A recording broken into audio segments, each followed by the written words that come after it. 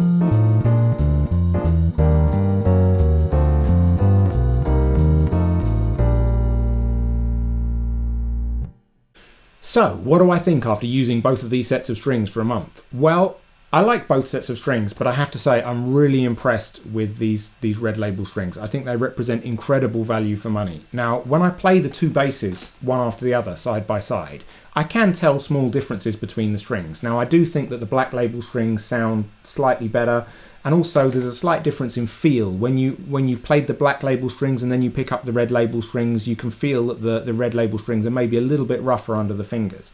But I can only sense those differences when I play the basses one after the other.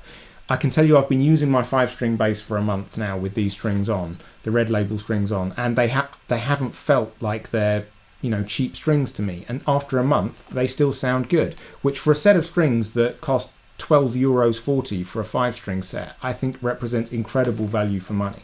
So, to be honest, unless you're going to spend a lot of money buying a really expensive set of strings, or maybe like a coated set of bass strings, I can't think of a good reason why you wouldn't put these Red Label strings on your bass. And I think often people are afraid to put really cheap strings on their bass because they think they're cheap, they're going to sound rubbish.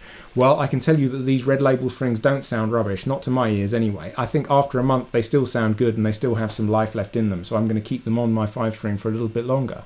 So, you may disagree, but I would recommend trying out these Red Label strings because it's not going to cost you that much to try it out, and you might find that they're actually just as good as the much more expensive strings that you play, or maybe very nearly as good.